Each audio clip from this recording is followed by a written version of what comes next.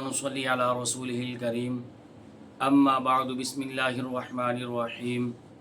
عن أبي هريرة رضي الله تعالى عنه قال رسول الله صلى الله تعالى عليه وآله وسلم لا عدوى ولا طيرة ولا هامة ولا سفر أو كما قال عليه الصلاة والسلام۔ انتہائی واجب الاحترام سامعین گرامی، آج کی نشست میں آپ احباب کے سامنے آنے والا ماہ مقدس سفر المظفر، اس کے حوالے سے چند ایک گزارشات کرنی مقصود ہے۔ پروردگار عالمین سے دعا ہے میری زبان پہ کلمہ حق جاری فرمائے۔ عزیزان گرامی، یہ ایک روشن حقیقت ہے کہ اسلام نے اپنی آمد کے ساتھ ہی عقائد کی خرابیوں میں مبتلا انسانوں کو صاف ستھرا عقیدہ عطا فرمایا۔ اللہ تبارک و تعالیٰ کے غیر سے خیر، شر، نفع اور نقصان کے مالک ہونے کی تردید فرمائی ہے۔ کفر و شرک اور توہمات کی دلدل میں پھنسی ہوئی انسانیت کو مثالی تعلیمات سے نوازا ہے اور عقیدہ توحید کی عظمت کو دل و دماغ کے اندر ہمیں اسلامی تعلیمات نے بٹھایا ہے، اور تمام قسم کی بدعات، خرافات، توہمات سے ہٹا کر انسانوں کا رشتہ ایک اللہ تبارک و تعالیٰ کی ذات کے ساتھ جوڑ دیا گیا ہے۔ اسلام سے پہلے کے دور میں انسان مختلف قسم کی بدعقیدیوں، توہمات اور خرافات میں ڈوبے ہوئے تھے۔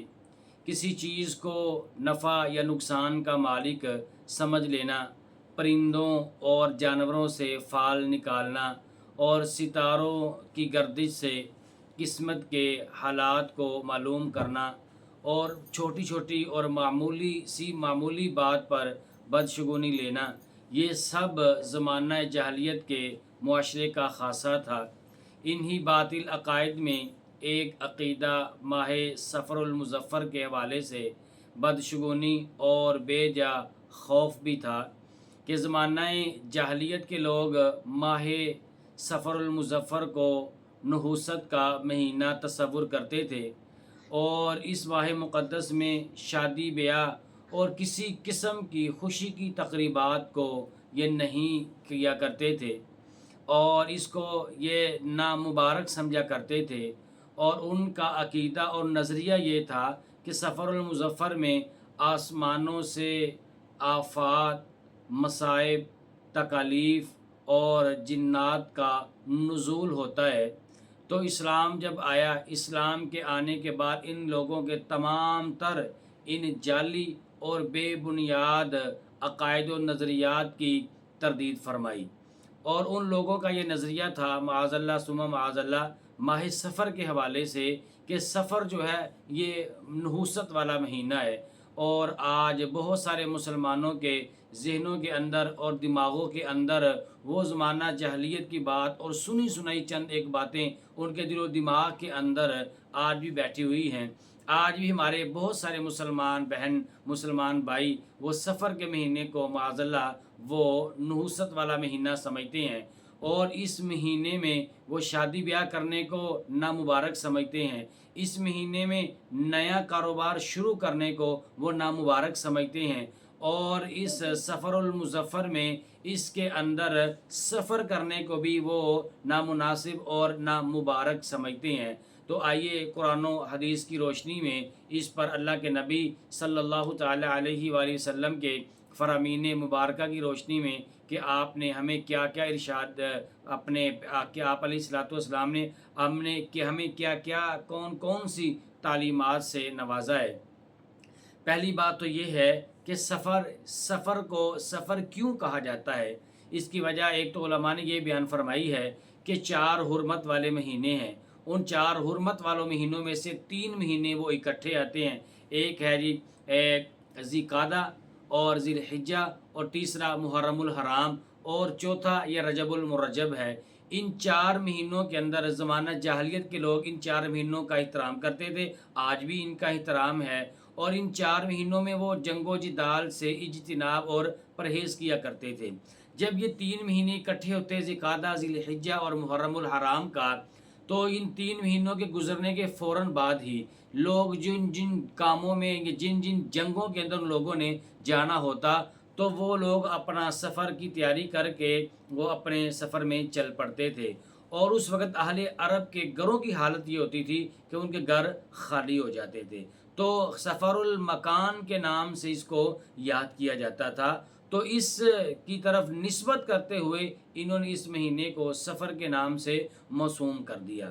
اور پھر اس سفر کے مہینے کو یہ لوگ منحوس سمجھا کرتے تھے۔ تو اس میں اللہ کے نبی صلی اللہ تعالیٰ علیہ وآلہ وسلم نے ارشاد فرمایا، صحیح بخاری کی روایت ہے، سیدنا ابو ہریرہ رضی اللہ تعالیٰ عنہ فرماتے ہیں کہ آپ نے ارشاد فرمایا کہ لا عدوى ولا طیرۃ ولا حامۃ ولا سفر،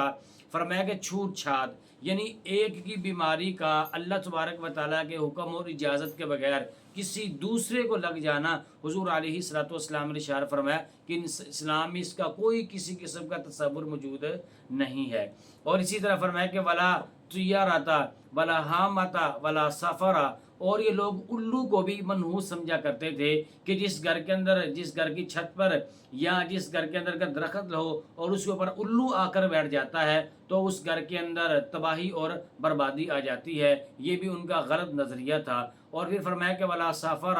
کہ سفر کے بارے میں وہ لوگ کہتے تھے کہ یہ معاذ اللہ ثم معاذ اللہ یہ منحوس ہے۔ دیکھیں اللہ تبارک و تعالیٰ نے دنوں کو پیدا کیا، اللہ تبارک و تعالیٰ نے راتوں کو پیدا کیا، اللہ پاک نے مہینوں کو، سالوں کو، تمام کی تمام چیزوں کے خالق اللہ تبارک و تعالیٰ ہیں۔ اللہ خالق کل شیء، اور اللہ تبارک و تعالیٰ جیسے ہر چیز کے خالق ہیں، تو اللہ تبارک و تعالیٰ کی بنائی ہوئی کوئی بھی چیز اس کے اندر نحوست نہیں ہو سکتی۔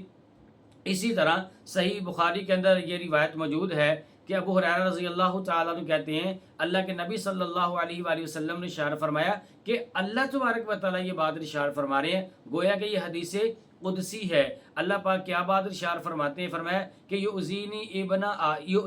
ابن آدم یسب الدہر وانا الدہر بیدی الامر اقلب اللیل والنہار، اللہ پاک فرماتے ہیں کہ ابن آدم یہ مجھے تکلیف پہنچاتا ہے، ابن آدم مجھے تکلیف پہنچاتا ہے کہ یہ زمانے کو برا بھلا کہتا ہے، اور حالانکہ اللہ پاک فرماتے ہیں کہ حالانکہ میں ہی زمانے کا پیدا کرنے والا ہوں، میرے ہی دست قدرت کے اندر تمام تر افعال اور کام ہیں، میں جس طرح چاہتا ہوں دن کو رات کو، میں جیسے چاہتا ہوں جس وقت چاہتا ہوں جس طرح چاہتا ہوں میں ان کو پھیرتا رہتا ہوں۔ تو اس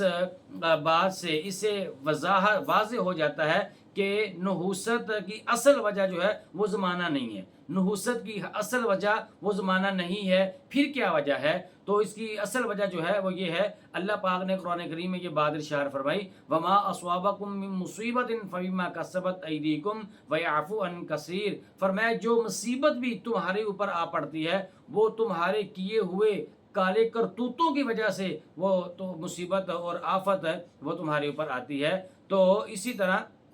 ہمیں اس بات سے یہ سبق ملتا ہے کہ اللہ تبارک و تعالیٰ نے یہ سفر اور مظفر کو بنایا ہے، اس میں کوئی کسی قسم کی نحوست نہیں ہے۔ اور بعض لوگ کہتے ہیں کہ سفر کے مہینے میں آسمانوں سے لنگڑے، لولے اور اندھے جنات کا نزول ہوتا ہے، اور بعض علاقوں میں تو یہ بھی ہوتا ہے کہ وہ اپنی پیٹیوں کو ڈنڈے مارتے ہیں، اپنے گھروں کے اندر لگے ہوئے ستونوں کو ڈنڈے مارتے ہیں اور دیواروں کو ڈنڈے مارتے ہیں تاکہ ہمارے گھر کے اندر جو یہ جنات وغیرہ ہیں وہ یہاں سے کوچ کر جائے۔ تو ان کا یہ نظریہ بھی بالکل باطل ہے اور اس کا اسلام کے ساتھ دور دور سے کوئی بھی تعلق نہیں ہے۔ اور تیسری بات یہ ہے کہ سفر المظفر کے اندر شادیاں نہیں کرتے، اور وہ کہتے ہیں کہ اگر سفر کے اندر شادی کی یا تو یہ شادی کامیاب نہیں ہوگی یا یہ شادی کی تو بچے نہیں ہوں گے، اگر بچے ہو گئے تو وہ معاذ اللہ ثم معاذ اللہ وہ لنگڑے لولے ہوں گے، ماں باپ کے نافرمان ہوں گے۔ واضح رہے کہ شریعت میں سال کے 12 مہینوں اور دنوں میں کوئی مہینہ اور کوئی دن ایسا نہیں ہے کہ جس کے اندر نکاح کی تقریب کرنے کو مکروہ یا اس کو نامبارک یا اس کو نامناسب سمجھا جاتا ہو، بلکہ خود نبی پاک صلی اللہ تعالیٰ علیہ وآلہ وسلم آپ کا عقد، آپ کا نکاح ام المؤمنین سیدہ عائشہ صدیقہ رضی اللہ تعالیٰ عنہا کے ساتھ شوال المکرم کے اندر ہوا۔ زمانہ جہلیت میں شوال کے مہینے میں شادی کرنے کو نامبارک اور نامناسب سمجھا جاتا تھا، لیکن خود نبی کریم صلی اللہ علیہ وآلہ وسلم نے اپنے اس نکاح والے مبارک عمل سے ان کے اس غلط نظریے کے اور باطل نظریے کی آپ علیہ الصلوۃ والسلام نے تردید فرمائی ہے۔ اور پھر اسی طرح اس ماہ مقدس کو سفر المظفر کو منحوس سمجھنے کی بنیاد پر بعض لوگ جو ہوتے ہیں کہ وہ اجتماعی قرآن خوانی کرواتے ہیں۔ وہ اس لیے کرواتے ہیں کہ ہمارے گھروں کے اندر آسمان سے جو نحوستیں اس مہینے میں نازل ہوئی ہوں گی، یا بلیات ہیں، تکالیف ہیں، مصائب ہیں، آفات ہیں، یا یہ لنگڑے لولے اور اسی طرح اندھے قسم کے جو جنات ہیں ہمارے گھر میں ان کا نزول ہوا ہوگا، لہذا ہم قرآن خوانی کروائیں گے تو قرآن خوانی کی برکت سے جو ہے وہ سارے کے ساری آفات ہمارے گھر سے نکل جائیں گی۔ قرآن مقدس کی تلاوت کرنا یقیناً یہ باعث برکت ہے، لیکن اس نظریے کے ساتھ کرنا یا کروانا یہ ناجائز ہے، یہ ٹھیک نہیں ہے۔ اور پھر اسی طرح سفر المظفر میں نئے کام کا، نئے کاروبار کا آغاز کرنا، اس کو بھی اس زمانے میں بھی لوگ برا سمجھتے تھے اور آج کے زمانے میں بھی لوگ اس کو برا تصور کرتے ہیں۔ دیکھیں، یاد رکھیے گا، رزق کی ذمہ داری اللہ تبارک و تعالیٰ کی ہے۔ اللہ تبارک و تعالیٰ نے کس کو کیا دینا ہے، کس وقت دینا ہے، کس مہینے میں دینا ہے، کس دن میں دینا ہے، کس وقت میں دینا ہے، یہ اللہ تبارک و تعالیٰ نے اپنے اس کو قبضہ قدرت کے اندر رکھا ہے۔ تو لہٰذا یہ جتنے بھی ان کے عقائد و نظریات ہیں، ان کی تردید نبی پاک صلی اللہ علیہ وآلہ وسلم نے بعض کی اپنے عمل سے، بعض کی تردید آپ علیہ الصلوۃ والسلام نے اپنے مبارک فرمان مبارکہ سے اس کی تردید فرمائی ہے۔ لہذا ہمیں بھی اس بات کو سمجھنا چاہیے کہ سفر کا مہینہ یہ اللہ تبارک و تعالیٰ کی طرف سے ہے، اسے اللہ نے نازل فرمایا۔ ہر دن، ہر مہینہ، ہر سال، ہر آن، ہر گھڑی اور ہر ہفتہ اور ہر مہینہ یہ اللہ تبارک و تعالیٰ کا بنایا ہوا ہے۔ تو اللہ پاک نے ان میں کوئی کسی قسم کی نحوست والی بات کو نازل نہیں فرمایا۔ دعا اللہ تبارک و تعالیٰ سے اللہ تبارک و تعالیٰ ہمیں سمجھ کر عمل کرنے کی توفیق عطا فرمائے۔ آمین وآخر دعوانا ان الحمدللہ رب العالمین۔ وہ راتوں کو خلوت سے معمور سجدے، وہ لمبی رکعتوں سے مسحور سجدے، وہ سجدے محافظ مددگار سجدے، غموں کے مقابل عطردار سجدے۔